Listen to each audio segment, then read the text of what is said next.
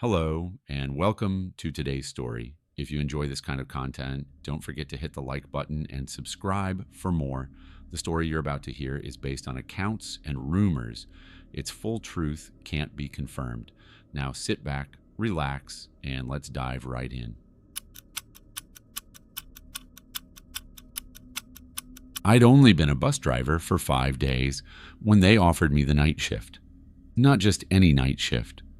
Clark, my supervisor, called it Route 13, and the way he said it made it sound like a challenge. I was fresh out of training, still getting used to the way the big wheel felt in my hands, but the pay was better than anything I'd had before. Extra pay for late hours and special conditions. More than double my normal rate. The catch? Clark slid me a thick brown envelope and said, "Read everything before you start. Follow it to the letter."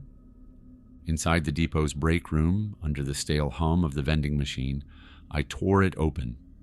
No map, no schedule, just a single sheet of paper with Route 13, final trip, typed across the top, and a list of rules underneath. Rules: do not pick up passengers between stops. If someone boards wearing a mask or full face covering, do not speak until they exit. Always leave the very last seat empty. If a passenger asks the time, tell them it is exactly midnight, no matter what. Do not finish the route with more passengers than you started with. If you pass stop 4 twice, you have missed your exit. Do not attempt a third pass. Should a passenger hand you an envelope, place it unopened in the glove compartment. Never look inside. If the bus is empty before the final stop, do not stop driving until you reach the depot. No matter what happens, at the bottom, bold letters punched me in the eyes. Failure to follow the rules will void your exit. I'd worked construction before this. I'd been a warehouse picker. I'd done graveyard shifts at gas stations where the weirdest thing I saw was a drunk guy trying to buy bread with buttons.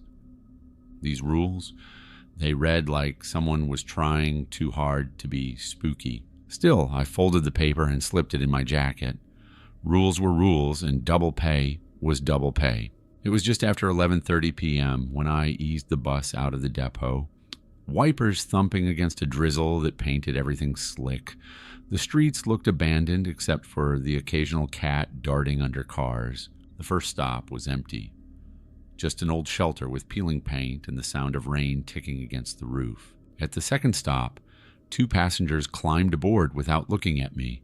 A man in a navy trench coat with the collar pulled high, and a thin woman clutching a brown paper bag like it might fall apart in her hands. Neither said a word. 2 passengers to start. Easy to remember. Between the second and third stop, I spotted him, a man standing alone at the curb. Nowhere near a stop. His soaked red jacket glared under the streetlights. He raised an arm, palm out, like he already knew I'd stop. Rule 1, do not pick up passengers between stops. His mouth moved, maybe please, maybe help, but I pressed the accelerator. In the mirror, I saw him, still standing there, arm raised until the curve swallowed him. The woman with the paper bag was watching me in the reflection. Her lips didn't move, but I swear I saw her mouth 2 words. Good choice. The third stop was barely more than a cracked sidewalk and a leaning lamppost. A figure was waiting there, motionless in the drizzle. At first, I thought it was just a regular commuter, until the light hit the smooth black curve of a motorcycle helmet, full face covering. No decals, no scratches, just a perfect, glossy shell reflecting the street lamp. Rule 2. If someone boards wearing a mask or full face covering, do not speak until they exit. He stepped on without a word, coins clinking into the fare box. The sound echoed in the hollow quiet of the bus. His head turned just enough to make me feel he was looking directly at me through the visor. Then he walked halfway down the aisle and sat perfectly upright, hands on his knees, helmet fixed forward. I didn't say a thing. The man in the trench coat shifted in his seat, glancing toward the helmeted passenger. The woman with the paper bag didn't move, but her grip on it tightened. The brown paper crackled in the silence. We pulled away from the stop, and the rain turned heavier, a thick, steady sheet that blurred the edges of the world outside. Halfway to the fourth stop, the trenchcoat man stood and walked slowly up the aisle. He stopped at the yellow line by the driver's seat. "What time is it?" he asked. The overhead clock read 11:52 p.m. My mouth almost opened with the truth, but Rule 4 hit me hard. If a passenger asks the time, tell them it is exactly midnight. "It's exactly midnight," I said. He studied me for a moment, long enough that I could see water droplets clinging to the brim of his collar, then nodded once and returned to his seat. I caught a movement in the mirror. The helmeted passenger had turned his head slightly toward me, as if he'd been waiting for that answer. Stop 4 was ahead, a corner with a flickering streetlight and no shelter. I slowed to a stop, doors hissing open to nothing. No one got on, but the moment I shut the doors, I noticed the back row. The last seat, the one the rules said to keep empty, wasn't empty anymore. It wasn't occupied exactly, not by anyone I could clearly see. Instead, something dark and liquid seemed to pool in the seat, shifting like oil catching light, except there was no light for it to catch. The ceiling lamp above it flickered in slow, irregular bursts. Every time it went out, I thought I saw a vague shape in the shadow, like a person sitting perfectly still. I gripped the wheel harder and kept driving. I didn't look directly again. We were halfway to the fifth stop when the woman with the paper bag stood up and walked to the front. Without meeting my eyes, she placed a small white envelope on the dashboard and walked back to her seat. The envelope was thin, no writing on it, just sealed with a perfect fold. Rule 7. Should a passenger hand you an envelope, place it unopened in the glove compartment. Never look inside. I slid it into the glove box without hesitation, though my fingers itched to peek. I told myself the money was too good to screw this up. At the fifth stop, another passenger climbed aboard, middle-aged, bald, wearing a wet windbreaker zipped all the way up to his chin. He didn't pay fare, didn't even look at me. Just walked down the aisle and sat 3 seats behind the helmeted man. Something about him was wrong. His clothes dripped rainwater onto the floor, but his hairless head was completely dry. We pulled away and the bus felt heavier, not physically, but in atmosphere. Like the air was thicker, the space between the rows tighter. When I checked the mirror, the last seat was still holding that shifting dark stain. Only now it was larger. By the time we reached the 6th stop, I knew the pay wasn't worth it. The bald man in the windbreaker still hadn't spoken. The helmeted passenger hadn't moved an inch except for that one tilt of his head back at stop 3. The trenchcoat man sat rigid, staring straight ahead, and the woman with the paper bag kept her eyes down like she was afraid of what she might see if she looked up. And behind them all, the last seat, the one that was supposed to stay empty, was wrong. The shifting darkness that had been pooling there was now almost solid, as if the shadows had gathered enough weight to hold a shape. It looked like a figure sitting hunched forward, elbows on knees, head low, but the light above it was still flickering, so every few seconds it would vanish back into formless black. The road between stop 6 and the loop back toward stop 1 was a stretch of cracked asphalt I didn't recognize. I've lived in the city my whole life. I know the grid like the back of my hand, but these streets felt misplaced. No buildings I recognized, no storefronts, just tall, featureless walls and intersections that felt slightly too sharp, like someone had copied and pasted them from somewhere else. I checked the dashboard clock, 12:04 a.m., but I could have sworn only a minute had passed since stop 6. As we rolled on, the bald man stood and walked toward me. "What time is it?" he asked, voice flat, eyes unfocused, like he wasn't looking at me, just through me. Rule 4, if a passenger asks the time, tell them it is exactly midnight. It's exactly midnight, I said. He gave a single jerky nod and walked back to his seat. But here's the thing, he didn't sit down. He walked right past his row, down the aisle, and stopped in front of the last seat. Without hesitation, he sat in it. My grip on the wheel tightened. Rule 3, always leave the very last seat empty. I hadn't broken it, he had. I told myself that. But the bold letters at the bottom of the rule sheet didn't care who was at fault. Failure to follow the rules will void your exit. In the mirror, the darkness seemed to swallow him. It wasn't like he was sitting on the shadow. It was like the shadow was inside him now, pooling into his chest, crawling up into his head. The flickering light above stopped flickering. The bald man didn't move again. We passed stop 4, only we shouldn't have. Stop 4 was earlier in the route. We were nowhere near it, but there it was. Same flickering streetlight, same sagging shelter. Rule 6, if you pass stop 4 twice, you have missed your exit. Do not attempt a third pass. My stomach tightened. We hadn't looped yet. We were still on the outbound stretch. The woman with the paper bag suddenly stood.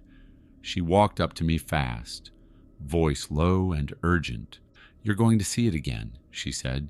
When you do, don't stop. No matter who's standing there, no matter what they say. I wanted to ask what she meant, but she turned and walked back to her seat without waiting for a reply. The street ahead bent hard left, and sure enough, stop 4 again. This time, someone was there. It was the man in the red jacket from earlier, the one I'd passed between stops. He was soaked through, water streaming from his sleeves, but now he was holding something in his hands, a bus timetable, dripping wet, pages clinging together. He stepped forward as I approached, arm outstretched like he was hailing me. His mouth moved in a silent plea. Every instinct screamed to stop, not because I wanted to help him, but because the wrongness of him was magnetic. I gritted my teeth and drove past. The helmeted passenger turned his head sharply toward me, visor catching the overhead light in a quick glare. The trenchcoat man did the same, slow and deliberate. Even the woman with the paper bag peeked up, eyes dark. The message in their looks was clear. You made the right choice. We were approaching the second to last stop when the bus lights flickered, just once, but enough to make my reflection in the windshield stutter. And in that split second of darkness, my seat felt heavier, like someone was standing directly behind me, leaning over my shoulder. The reflection showed nothing, but I could smell rain on fabric. The rules were starting to twist themselves into knots, and I was barely holding them together. And somewhere in the shadows of the bus, I had the awful feeling that one of them, maybe more, was already broken. The rain had turned to mist, fine, constant, and clinging by the time we reached the second to last stop. I knew this stretch from the day routes, a short strip with a pawn shop, a laundromat, and a 24-hour diner that smelled like burnt coffee and grease, even from inside the bus. But tonight, all the windows were dark. The diner's neon sign was dead. The pawn shop's bars dripped water like they were sweating. Nobody got off. Nobody got on. The only sound was the hum of the engine and the rhythmic swish of the wipers. And behind it, quieter but somehow sharper, the faint tap of water droplets hitting the floor in the back. I glanced at the mirror. The bald man still sat in the last seat, but the shadow wasn't around him anymore. It was inside him. His outline was wrong. Thicker, fuzzier at the edges, like he was being redrawn badly with every flicker of the ceiling light. The woman with the paper bag had turned completely away from him, pressing herself against the window. The trenchcoat man's hands were gripping the seat in front of him so tightly, his knuckles looked white even in the dim. The helmeted passenger sat unmoving, but I realized something I hadn't noticed before. He was now in the row directly behind me. We pulled out of the stop, And that's when I heard it. A voice, low, ragged, right at my ear. "What time is it?" Every muscle in me locked.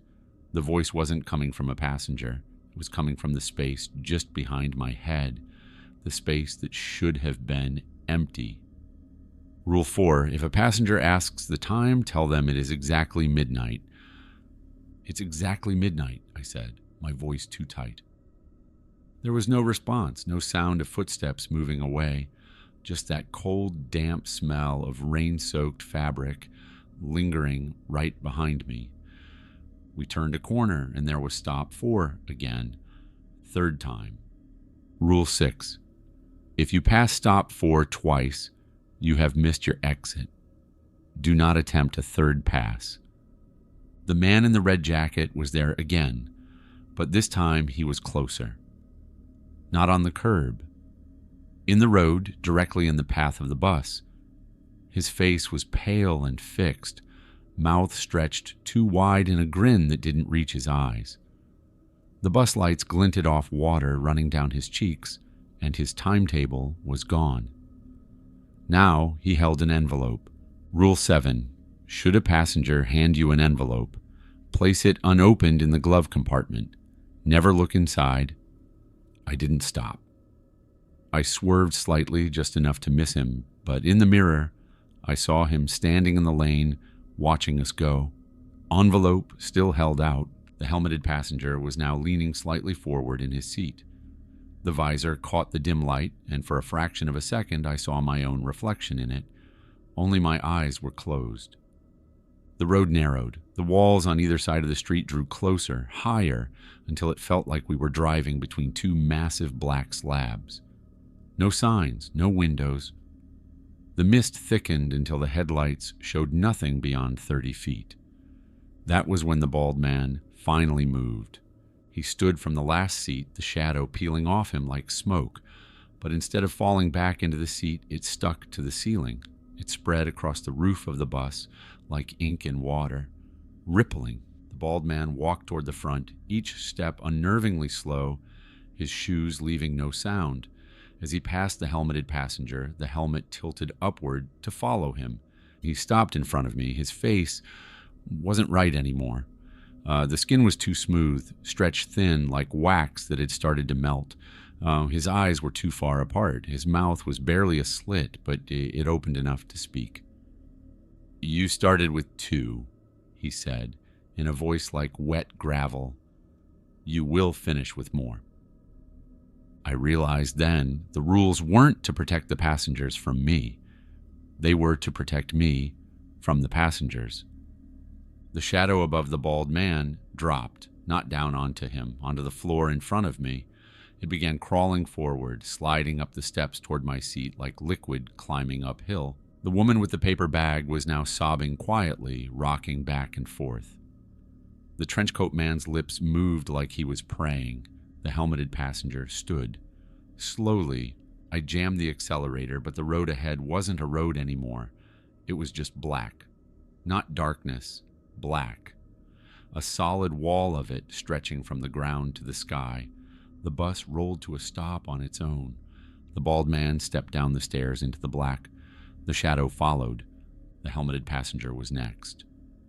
At the bottom step, he turned his visor toward me one last time. In the reflection, my eyes were still closed, but my mouth was smiling. The trenchcoat man stood and followed them into the dark without hesitation. The woman with the paper bag clutched it tighter, then stepped off too. When they were gone, the doors stayed open.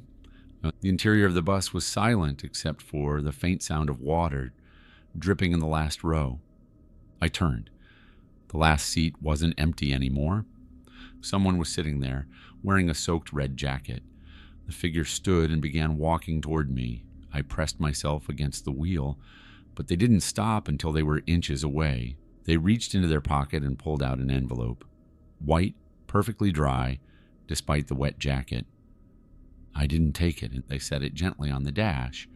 The moment it touched the surface, the words appeared in small black print. "Exit voided." The doors hissed shut. The engine roared back to life. When I looked up, I wasn't in the depot. I wasn't in the city. The bus was moving down an endless road lined with streetlights that flickered in perfect unison, stretching into forever. And in the mirror, every seat was full.